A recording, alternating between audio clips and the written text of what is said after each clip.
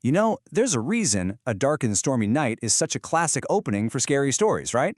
It's because thunderstorms, they're not just weather.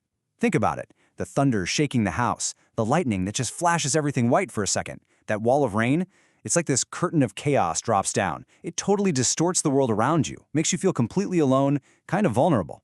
It's the perfect setting to play on our deepest fears. And in the stories we're going to dive into, that fear gets a little too real. I mean, the sound of a storm, it's the perfect cover for anything. All those normal, comforting sounds of your house or your street, they're just gone, drowned out. And what you're left with is this crazy, disorienting racket. It's the absolute perfect environment for things that, well, things that shouldn't be there to move around without you noticing. A whisper could just be the wind, right? Until it's not. Until something truly terrifying cuts right through all that noise.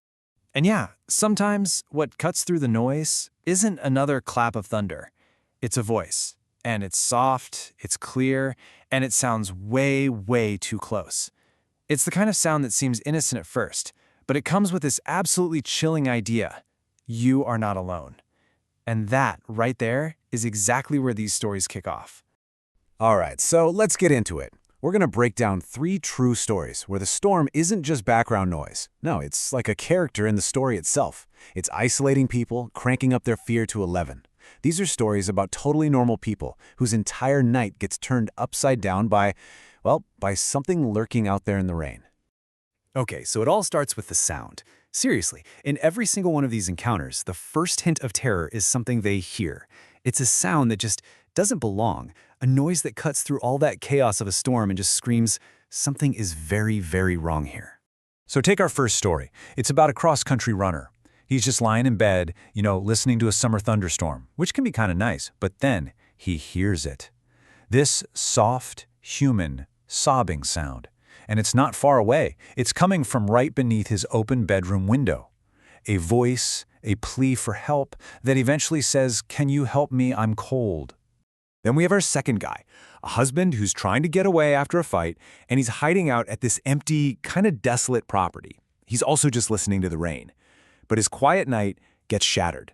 Not by a voice, no, but by the one sound you never want to hear when you're alone, shattering glass. It's this clear, violent sign that he is definitely not alone anymore. And for our third story, we've got a designated driver. He pulls over on some dark, rural road. For him, the first warning sign is way more subtle. He's standing near this pitch-black cornfield, and he just hears this faint rustling near his locked car. You know, it's the kind of sound you can easily just brush off, blame it on the wind or the rain, but it was just enough to plant that first little seed of doubt that maybe he and his friend aren't the only ones out there. So, hearing something strange is one level of scary. But the terror, the real terror, kicks in when that sound gets a face. When whatever's making that noise actually steps out of the shadows, that's when the threat becomes absolutely real. And this is where we see 2 totally different kinds of terror play out. What's scarier? On one hand, you've got the scene threat. The runner sees this woman in white literally spring at him. The driver's friend sees a figure trying to lure him into a cornfield. The horror there is seeing something that just should not exist. But then you have the husband. For him, the terror is the complete opposite. It's the unseen threat. He knows someone is in that locked building with him, but he searches and finds nothing. That's a whole different kind of fear, isn't it? Being hunted by something you can't even see. And what really cranks up the terror in these stories are the details. The little things that just make no logical sense. It's not just a woman, it's a woman running impossibly fast with no shoes on. It's not just an intruder, it's someone dragging furniture around in an empty room who then just vanishes. And that flat tire? It wasn't a nail, it was a screwdriver jammed right into the sidewall with force. These aren't accidents. These details tell our storytellers that whatever is happening, it's deliberate. So all of this, it leads every single person to a crossroads. That one critical moment, the point of no return, where all the confusion and fear just boils down to one single gut-level decision. What do? Do you investigate? Do you try to help? Or do you just run for your life? You can actually break down this moment of fear into a few steps. First, there's the anomaly, that weird thing that doesn't fit, the sound, the sight. Then comes the realization, that oh crap moment where you understand this is real, and it's probably dangerous. And finally, step 3, the instinctual reaction.